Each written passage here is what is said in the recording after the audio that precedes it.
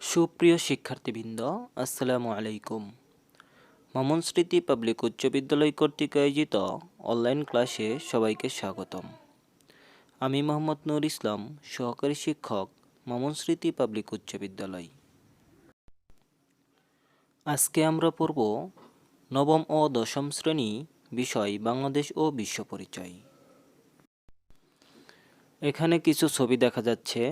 Bangladesh bank, Bangladesh কৃষি bank, কর্মসংস্থান bank, সোনালী bank limited, Islami bank Bangladesh limited, Agrani bank limited.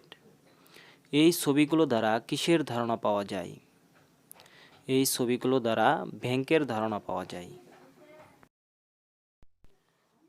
আজকের আলোচনার বিষয় ব্যাংকের ধারণা এবং ব্যাংকের শ্রেণীবিভাগ। শিক্ষণফল: এই পাঠ শেষে তোমরা ব্যাংকের ধারণা ব্যাখ্যা করতে পারবে, ব্যাংকে ঋণের কারবারি বলার কারণ ব্যাখ্যা করতে পারবে, ব্যাংকের শ্রেণীবিভাগ বর্ণনা করতে পারবে। ব্যাংকের ধারণা: যে আর্থিক প্রতিষ্ঠান জনসাধারণের অর্থ নিরাপদে গচ্ছিত রাখে এবং ঋণ গ্রহীতাদের বিভিন্ন মেয়াদী ঋণ প্রদান করে তাকে ব্যাংক বলে। আমরা যদি এই সংজ্ঞাটিকে বিশ্লেষণ করি তাহলে প্রথমে দেখো আর্থিক প্রতিষ্ঠান। যে প্রতিষ্ঠান অর্থ লেনদেন করে তাকে আর্থিক প্রতিষ্ঠান বলে। যেমন ব্যাংক। ব্যাংক একটি আর্থিক প্রতিষ্ঠান, কেননা ব্যাংক অর্থ লেনদেন সংক্রান্ত কার্যাবলী সম্পাদন করে থাকে। জনসাধারণের অর্থ নিরাপদে গচ্ছিত রাখা। ব্যাংকে একটি হিসাব নম্বর বা অ্যাকাউন্ট নম্বর খুলতে হয়। ওই হিসাব নম্বরে অর্থ বা টাকা জমা রাখলে ব্যাংক তা নিরাপদে গচ্ছিত রাখে এবং সেই হিসাব নম্বর থেকে জনসাধারণ যখন ইচ্ছা তখন তার টাকা উত্তোলন করতে পারে। ঋণ গ্রহীতা: মানুষের অনেক সময় অর্থের প্রয়োজন হয়, তখন সে যদি ব্যাংকের শরণাপন্ন হয়, ব্যাংক তখন একটি নির্দিষ্ট হার সুদে নির্দিষ্ট সময়ের জন্য এবং অন্যান্য শর্তাবলীর বিনিময়ে ওই ব্যক্তিকে টাকা প্রদান করে থাকে। এই ক্ষেত্রে ওই ব্যক্তি হলো ঋণ গ্রহীতা। বিভিন্ন মেয়াদী ঋণ। মেয়াদ শব্দের অর্থ হলো সময়। বিভিন্ন মেয়াদী ঋণ এর অর্থ হলো ঋণকে তিন ভাগে ভাগ করা যায়। একটি হলো স্বল্পমেয়াদী ঋণ, মধ্যমেয়াদী ঋণ ও দীর্ঘমেয়াদী ঋণ। স্বল্পমেয়াদী ঋণ সাধারণত সর্বোচ্চ 1 বছরের জন্য প্রদান করা হয়। এটি 3 মাস, 6 মাস, 12 মাস বা 1 বছরের জন্য যে ঋণ প্রদান করা হয় তাকে স্বল্পমেয়াদী ঋণ বলে। মধ্যমেয়াদী ঋণ: এটি সর্বোচ্চ 5 বছরের জন্য প্রদান করা হয়। এটি 2 বছর, 3 বছর, 4 বছর বা 5 বছরের জন্য এই ঋণ প্রদান করা হয়। দীর্ঘমেয়াদী ঋণ: 5 বছরের উপরে 10 বছর, 15 বছর, 20 বছর বা 30 বছর বা তার ঊর্ধ্বে যে ঋণ প্রদান করা হয় তাকে দীর্ঘমেয়াদী ঋণ বলে। কোনো জমাকৃত অর্থ থেকে জনসাধারণ মুনাফা হিসেবে আয়ও করে থাকে। ব্যাংকও ঋণ গ্রহীতাদের কাছ থেকে মুনাফা অর্জন করে। জনসাধারণ ব্যাংকে যে অর্থ গচ্ছিত রাখে, ব্যাংক ওই গচ্ছিত অর্থের উপর অল্প বা কিছু সুদ প্রদান করে, ফলে জনসাধারণের আয় হয়। আবার ব্যাংকও ঋণ গ্রহীতাদের কাছ থেকে বেশি হারে সুদ গ্রহণ করে, ফলে ব্যাংকেরও আয় হয়।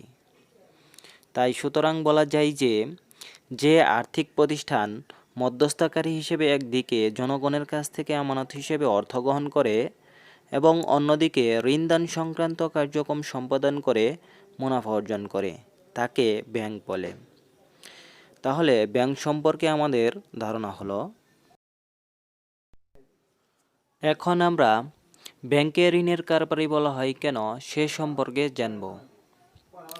ব্যাংক জনসাধারণের গচ্ছিত অর্থ উদ্যোক্তা, উৎপাদনকারী, ব্যবসায়ী ও ঋণ গ্রহীতাদের ঋণ হিসেবে প্রদান করে। সঞ্চিত অর্থের উপর ব্যাংক কম সুদ প্রদান করে এবং ঋণ গ্রহীতাদের নিকট হতে বেশি সুদ আদায় করে। সুদের হারের এই পার্থক্যই ব্যাংকের মুনাফা। এই মুনাফার উপর ভিত্তি করেই ব্যাংক টিকে থাকে। এ কারণে ব্যাংকে ঋণের কারবারি বলা হয়। এখানে উদ্যোক্তা কাকে বলে? আমরা জানি উৎপাদনের উপাদান 4টি, যথা ভূমি, শ্রম, মূলধন এবং সংগঠন। যিনি এই 4টি উপাদান সমন্বিত করে উৎপাদন কার্য সম্পাদন করেন তাকে বলা হয় উদ্যোক্তা। উৎপাদনকারী, যিনি বিভিন্ন প্রকার দ্রব্য সামগ্রী বা এক বা একাধিক দ্রব্য সামগ্রী তৈরি করেন, প্রস্তুত করেন বা উৎপাদন করেন তাকে বলা হয় উৎপাদনকারী। ব্যবসায়ী, যিনি লাভের উদ্দেশ্যে এক বা একাধিক পণ্য বা দ্রব্য সামগ্রী ক্রয় বিক্রয় করেন তিনিই ব্যবসায়ী। ঋণ গ্রহীতা, এর পূর্বেই বলেছি, যিনি ব্যাংকের কাছ থেকে বিভিন্ন শর্তের বিনিময়ে ঋণ গ্রহণ বা টাকা গ্রহণ করেন তিনিই হলেন ঋণ গ্রহীতা। ব্যাংকের শ্রেণীবিভাগ। উদ্দেশ্য ও কার্যাবলীর ভিত্তিতে ব্যাংকসমূহকে 3 শ্রেণীতে ভাগ করা যায়, যথা 1 নম্বর কেন্দ্রীয় ব্যাংক, 2 নম্বর বাণিজ্যিক ব্যাংক, 3 নম্বর বিশেষ আর্থিক প্রতিষ্ঠান। 1 নম্বর কেন্দ্রীয় ব্যাংক। যে ব্যাংক দেশের অর্থবাজার, মুদ্রা ব্যবস্থা এবং অন্যান্য ব্যাংকসমূহকে তত্ত্বাবধান ও নিয়ন্ত্রণ করে তাকে কেন্দ্রীয় ব্যাংক বলে। অর্থবাজার, যে আর্থিক বাজারে সম্পত্তি লেনদেন করা হয় তাকে অর্থবাজার বলা হয়, যেমন টাকা পয়সা, সম্পত্তি, বন্ড, শেয়ার, বিভিন্ন প্রকার ঋণপত্র ইত্যাদি। মুদ্রা ব্যবস্থা, মুদ্রা বিনিময়ের মাধ্যম হিসেবে কাজ করে। মুদ্রাকে ধাতব ও কাগজি এই 2 ভাগে ভাগ করা যায়। মুদ্রার অনেক কার্যাবলী রয়েছে, যেমন বিনিময়ের মাধ্যম হিসেবে কাজ করে, সঞ্চয়ের বাহন, ঋণের ভিত্তি, দেনা পাওনা পরিশোধ ইত্যাদি কাজ করে। মুদ্রার এই সার্বিক কার্যাবলীকে মুদ্রা ব্যবস্থা বলা হয়। অন্যান্য ব্যাংকসমূহকে তত্ত্বাবধান ও নিয়ন্ত্রণ করা। অন্যান্য ব্যাংক যেমন সোনালী ব্যাংক, জনতা ব্যাংক, গ্রামীণ ব্যাংক, শিল্প ব্যাংক এরকম অনেক ব্যাংক রয়েছে। ব্যাংকগুলোকে কেন্দ্রীয় ব্যাংক তত্ত্বাবধান ও নিয়ন্ত্রণ করে। এটি হলো বাংলাদেশের কেন্দ্রীয় ব্যাংক। বাংলাদেশের কেন্দ্রীয় ব্যাংকের নাম বাংলাদেশ ব্যাংক। কেন্দ্রীয় ব্যাংক একটি দেশের সর্বোচ্চ আর্থিক প্রতিষ্ঠান। 2 নম্বর বাণিজ্যিক ব্যাংক।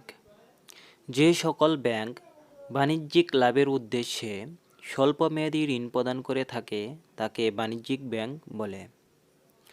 বাংলাদেশে বহু বাণিজ্যিক ব্যাংক রয়েছে, যেমন Sonali bank limited, Janata bank limited, Agrani bank limited, Rupali bank limited, Uttara bank limited, Pubali bank limited, national bank limited, city bank limited, Islami bank limited প্রভৃতি। ব্যাংকগুলোর শেষে লিমিটেড কেন ব্যবহার করা হয়েছে সেটি হলো, লিমিটেড শব্দটির অর্থ হচ্ছে সীমাবদ্ধ। কোম্পানির কোনো একক মালিকানা থাকে না। কোম্পানির মূলধনকে বিভিন্ন শেয়ারে বিভক্ত করা হয়। উক্ত শেয়ারের মালিকগণই কোম্পানির মালিক। একজন শেয়ার হোল্ডারের দায় তার শেয়ার মূল্যের মধ্যেই সীমাবদ্ধ। কোনো কোম্পানিতে একজন ব্যক্তির যে পরিমাণ শেয়ার আছে সে সেই পরিমাণ দায় বহন করতে বাধ্য। কোম্পানি যদি কোনো কারণে অতিরিক্ত লোকসান করে বা ঋণগ্রস্ত হয়ে পড়ে বা দেউলিয়া হয়, সেক্ষেত্রে শেয়ার হোল্ডার তার ব্যক্তিগত তহবিল হতে উক্ত টাকা পরিশোধ করতে বাধ্য নয়। 3 নম্বর বিশেষ আর্থিক প্রতিষ্ঠান। কোনো বিশেষ লক্ষ্য অর্জনের জন্য যে সকল ব্যাংক প্রতিষ্ঠিত হয়েছে তাকে বিশেষ আর্থিক প্রতিষ্ঠান বলে।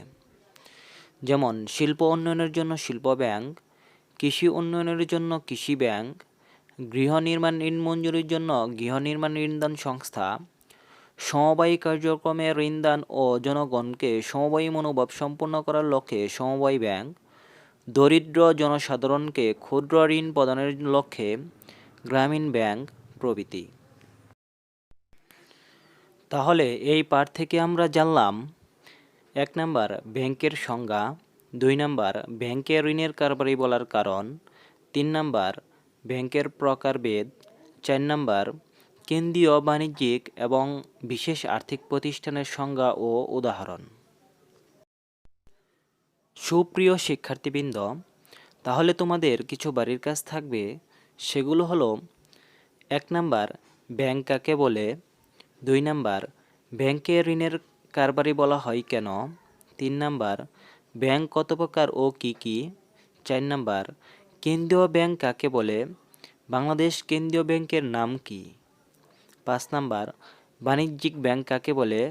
উদাহরণ সহ লিখ। 6 নাম্বার, বিশেষ আর্থিক প্রতিষ্ঠান কাকে বলে? উদাহরণ সহ লিখ।